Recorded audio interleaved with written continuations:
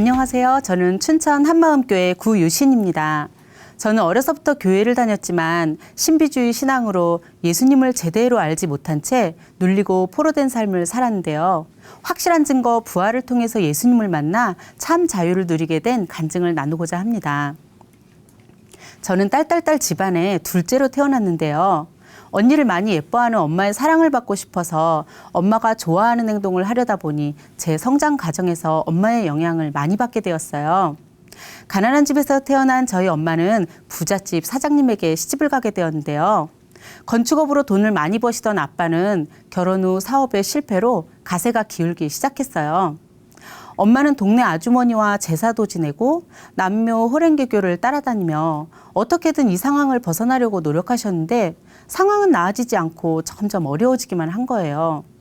아이들은 어리고 살기는 힘들고 그러던 중 옆집 아주머니께서 엄마에게 나랑 같이 교회 가자. 이 한마디에 엄마는 동아줄을 잡는 심정으로 그래 하며 따라가게 되었는데요. 그때부터 엄마는 예배면 예배, 봉사면 봉사, 헌금, 철야, 금식 등 정말 열심히 교회 생활을 하셨어요. 그리고 이렇게 열심내던 엄마 옆엔 항상 제가 있었어요. 저도 엄마를 열심히 따라다녔죠. 엄마는 환상을 보거나 음성을 듣기도 하고 꿈을 꾼 일이 그대로 이루어지기도 하셨는데요. 어린 나의 눈에 엄마는 정말 대단한 분이었어요. 엄마의 말이 딱딱 들어맞았기 때문이었어요. 언니가 고등학교 합격하기 전에 엄마는 기도 중 합격했느니라 라는 음성을 듣고 며칠 후 정말 합격하였고요. 제가 운전면허 시험에서 떨어지고 온 날에는 엄마께서 어쩐지 꿈에 네 차가 또랑으로 빠지더라니 하시는 거예요. 이후로 저는 시험을 보거나 취업을 할 때도 항상 엄마에게 의존하게 되었어요. 그리고 이런 일들을 자주 보고 자라면서 저는 자연스레 하나님은 분명 계시구나라고 믿게 되었어요. 초등학교 고학년이 되면서 저는 엄마를 따라다니며 듣던 휴거에 대해 심각하게 생각하게 되었는데요. 당시 2000년에 종말이 온다는 소문이 돌았어요. 엄마는 저에게 어차피 금방 하나님 오실 텐데 그냥 결혼하지 말고 천국 가는 게 낫지 않겠니? 하시는 거예요. 내 나이에서 2000년을 계산해 보니 29살이더라고요. 정말 어쩌면 결혼도 못 해보겠구나 싶어 안타깝기도 하고 종말이 온다는 것이 무섭기도 했어요. 또 한 번은 엄마가 종말을 대비해서 쌀을 사두어야 하지 않을까? 라고 하셔서 저의 두려움은 점점 커져갔어요. 능력 많은 엄마를 보면 분명 하나님이라는 분이 살아계시고 천국과 지옥이 있는 것도 확실한 것 같은데 나에게는 보이지도 들리지도 않고 어떠한 능력도 나타나지 않으니 과연 천국 문 앞에서 나를 받아줄까? 난 구원의 확신이 없는데 이대로 지옥 가면 어쩌지? 하며 이때부터 지옥에 대한 두려움이 싹트기 시작했어요. 구원의 확신은 없지. 어떻게 천국에 갈 수 있는지는 도통 모르겠지. 지옥 가긴 죽기보다 싫지. 그래서 했던 것이 봉사였어요. 열심히 예배드리고 봉사하면 설마 천국에 들여보내주겠지? 라고 생각하고 천국의 주인에게 잘 보이려고 애를 썼어요. 중2 때부터 반주로 봉사를 했는데 교회에서는 말 잘 듣고 반주 잘하는 저에게 온갖 예배 반주를 부탁하셨어요. 교회와 집이 가까워서 부르면 몇 분 만에 도착해서 반주를 해주니 너무 좋아하시더라고요. 처음엔 내가 반주를 한다는 사실이 마냥 좋아서 열심히 했었는데 학생 신분에 시도 때도 없이 불려다니며 반주를 하다 보니 점점 기분도 상하고 힘들어지더라고요. 천국 가려면 어쩔 수 없지 뭐 하며 힘들어도 꾹 참고 했어요. 사실 뭔가 확실하지 않은데 살아야겠다 싶어서 하는 교회 생활이 얼마나 힘든지 그게 바로 지옥이더라고요. 주일이면 예배를 드리고 성가대 연습을 하고 유년부 예배를 드리고 집에 와서 너무 피곤하여 밥을 먹자마자 잠을 자서 6시간 정도 일주일간에 밀린 잠을 잤었는데요. 잠잘 때마다 가위 눌림이 심했어요. 어떤 날은 자다가 거의 잠이 깬 것처럼 눈을 반쯤 떴는데 몸을 일으킬 수가 없고 귀에서는 깔깔거리며 기분 나쁘게 저를 비웃는 소리가 들렸어요. 이런 일이 종종 있다 보니 잠자는 것이 무서워져 자연스레 불면증이 생기게 되었습니다. 또 어둠이 무서워서 잠잘 때 항상 불이나 TV를 켜놓고 잠들어야 안심이 되었어요. 그땐 밤 12시가 되면 TV가 끝나기 때문에 항상 비디오 테이프를 준비해놨다가 틀어놓고 잠을 잤었는데요. 자다가 깼을 때 불이나 TV가 꺼져 있으면 정신없이 불을 켜고 비디오를 틀어야 안심하고 다시 잠을 잘 수 있었어요. 잠을 자도 악몽으로 깰 때가 많아 항상 잠이 부족하고 피곤한 생활의 연속이었죠.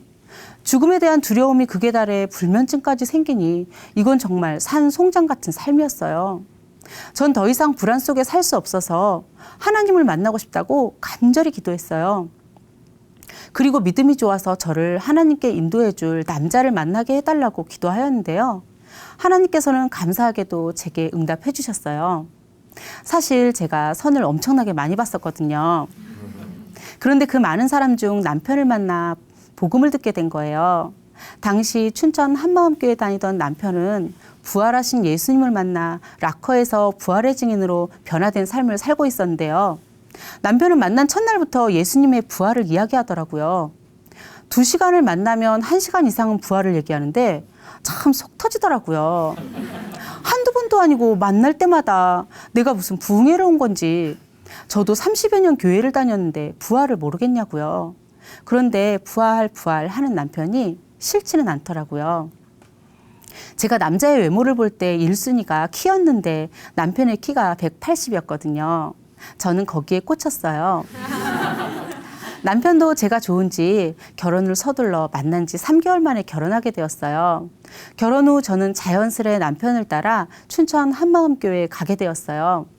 그리고 그해 겨울, 저에게는 역사적인 겨울 수련회를 맞이하게 되었어요. 수련회 첫날 정말 집중하여 목사님의 말씀을 듣고 찬양도 열심히 하고 기도도 열심히 했는데 여전히 답답하더라고요. 그래도 포기하지 않고 매달렸어요. 그러던 중 수련회 둘째 날 한 언니와 말씀 교제를 하며 저의 문제를 얘기했어요. 교회는 오래 다녔지만 구원의 확신이 없고 부활은 알겠는데 뭐 어쩌라는 건지 내 마음이 냉랭하다고 얘기했더니 언니는 저에게 부활이 아니라 부활하신 분이 누구신가에 초점을 맞춰보라고 하더라고요. 이분이 누구신지 인격적으로 만나야 된다고 하시더라고요. 도대체 무슨 소리인지 잘 모르겠지만 이분을 만나야 된다고 하니까 기도도 잘 할 줄 모르는 저는 오후 예배에 정말 혼신의 힘을 다하여 저 좀 만나주세요. 제발요. 1시간 동안 목이 터져라 외쳤어요.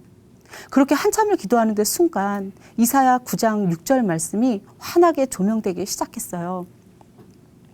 이는 한 아기가 우리에게 낳고 한 아들을 우리에게 주신 바 되었는데 그 어깨에는 정사를 메었고 그 이름은 기묘자라 모사라 전능하신 하나님이라 영존하시는 아버지라 평강의 왕이라 할 것임이라.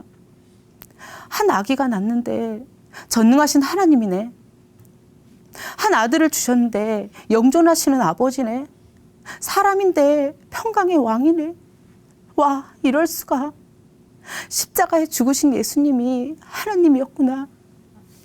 완전히 사람으로 태어나셔서 그 모진 고초를 다 당하셨구나.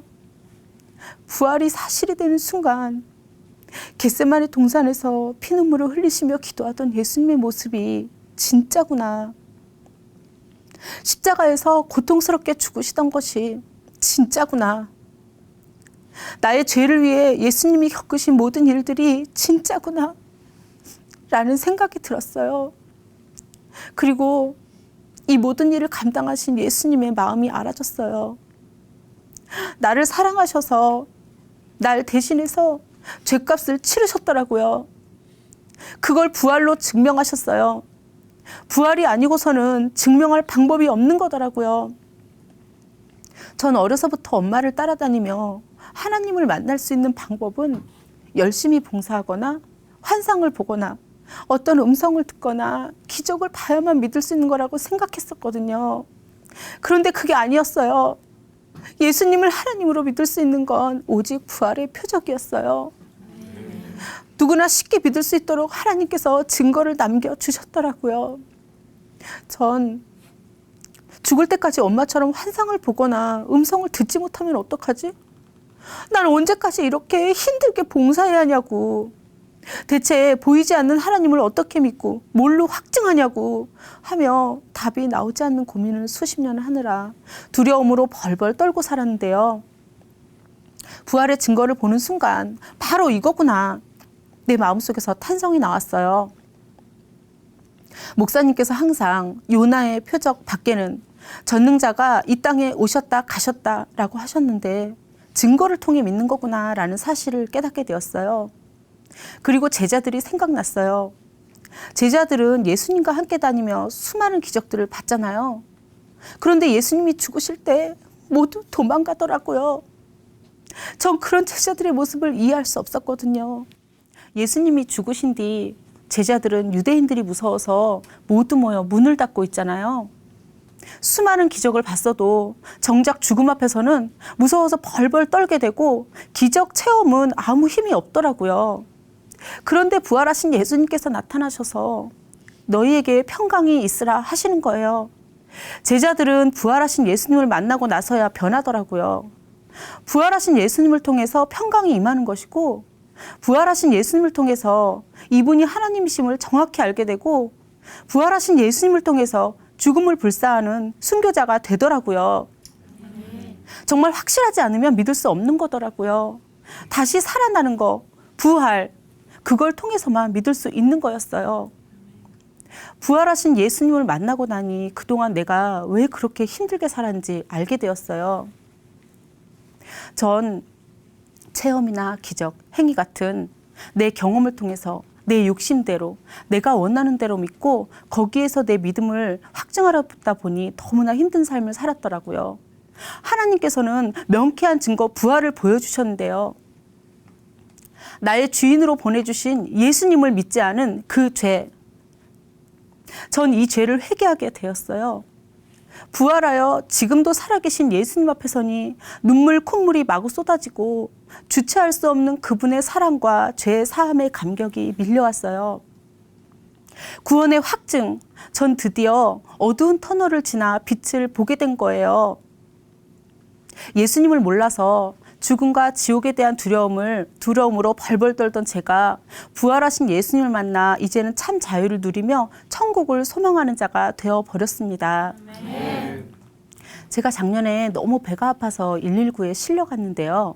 정말 죽을 것 같이 아프더라고요. 너무나 아프니까 이렇게 사람이 죽는 거구나. 갑작스럽게 예고도 없이 두려움이 몰려오더라고요. 병원 이동 침대에 누워서 이리저리 옮겨 다니며 여러 가지 검사를 했는데 떨리는 마음으로 계속 기도를 했어요. 어떤 순간에도 예수님을 바라보게 해달라고요. 그런데 순간 내 신분이 생각났어요. 하나님의 자녀, 사나 죽으나 주의 것. 저는 그런 사람이더라고요. 예수님께서 부활로 이루어주신 나의 신분을 붙들고 예수님을 생각하는 순간 내 생명이 주님 것이며 주님과 함께할 영원한 천국이 생각나며 마음의 평강이 임하고 검사 결과에 대해 온전히 주께 맡기게 되었습니다. 검사 후 4-5시간 정도 걸리는 수술을 하게 되었는데도 저의 마음은 전혀 요동이 없고 너무나 편안하더라고요. 예수님이 저와 함께 하시니까요. 그 새벽 전 수술대 위에서 한숨 푹 자고 일어났습니다. 예수님을 영접하고 나니 저의 삶에 여러 가지 변화가 일어나기 시작했어요. 먼저 구원의 확신과 함께 마음의 평강이 임하니 불을 끄고 잠을 편하게 잘 수 있게 된 거예요. 정말 너무나 놀랐고 그렇게 기쁠 수가 없었어요. 그리고 성령께서 내게 임하시니 도통 무슨 말인지 몰라 잠 안 올 때 보던 성경 말씀이 무슨 말씀인지 다 알아지는 거예요. 하나님이 내 아버지가 되시니까 내 아버지의 마음을 알게 되고 그분의 말씀을 못 알아들을 리가 없잖아요. 이렇게 말씀을 깨닫게 되니 정말 놀라운 것은 기도가 되더라고요. 전에는 10분 기도하기가 그렇게 힘들었었거든요. 그런데 이제는 하나님의 말씀으로 기도하니 기쁨과 감사가 넘쳐 잠깐 기도했나 싶어서 시계를 보면 어느새 1-2시간이 훌쩍 지나가 있기도 했어요. 또 전에는 전도하는 게 창피해서 입술조차 열지 못하고 그럼에도 해야 된다는 강박관념에 힘들어했었거든요. 그런데 이제는 내 주위에 있는 영혼들을 놓고 기도하다 보니 앉았다 하면 복음을 전하게 되고 내가 만난 예수님을 자랑하게 되어서 전도를 당연히 하게 되더라고요. 한 번은 제가 입원해 있을 때 병원에서 한 자매를 만났는데요. 얼굴을 너무 심하게 다쳐서 온통 붕대로 감고 있었어요.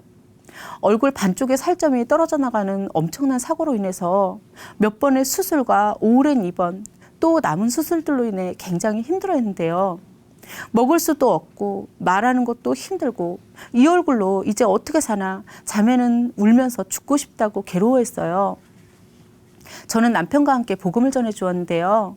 부활하신 예수님이 자매의 주인이시니까 모든 염려를 주께 맡기라고 했어요. 그리고 부활 책자를 가지고 말씀을 전해 주었는데요. 갈급했던 자매는 복음을 들으면서 부활하신 예수님에 감격하였고 곧바로 영접 기도를 하게 되었어요. 삶에 소망이 없고 힘들어하던 자매에게 큰 기쁨이 임한 모습을 보며 저희에게도 통일한 기쁨이 임했습니다. 저희 엄마도 부활의 주를 만나 이제는 오직 말씀을 붙들고 사명자의 삶을 살고 계신데요. 어느 날부터 저희 딸이 할머니, 할아버지와 함께 시장, 은행, 미용실, 전철 등을 다니며 전도를 하더라고요. 6, 7살이 되어서는 어린이집에서 전도를 했는데요. 기도 수첩을 만들어 예수님 믿지 않는 친구들의 이름을 써놓고 매일 기도하고 교회에서 나온 부활 책자를 가방 속에 넣고 다니며 틈날 때마다 전도를 하더라고요. 한 번은 반 전체 아이들에게 복음을 전할 수 있는 기회도 있었는데요. 자주 복음을 듣던 아이들과는 작은 예배까지 드리게 되었습니다. 하루는 한 어머니께서 저에게 어린 딸내미가 어떻게 그렇게 전도를 잘해요 하시더라고요. 초등학교에 가서도 담임 선생님과 친구들에게 복음을 전하고 담임 선생님께 우리 아빠가 방송에서 간증을 했어요. 꼭 보세요. 하며 전도지를 드렸더니 꼭 보겠다고 하셨다는 거예요. 저는 이 복음을 몰라서 엄마를 통해 신비한 체험이나 봉사를 하면 하나님을 만날 수 있다고 생각하고 젊은 날을 두려움에 벌벌 떨며 눌리고 포로된 삶을 살았는데요. 제가 부활하신 예수님을 정확히 알고 나니까 제 딸에게도 부활의 주님을 확실하게 전하게 되고 이 복음으로 하나님께서 기뻐하시는 전도자의 삶을 산다는 것이 너무나 기쁘고 감격이 됩니다.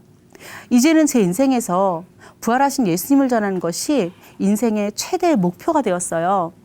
주 예수께 받은 사명, 은혜의 복음 증거하는 일을 날마다 감당하겠습니다. 감사합니다.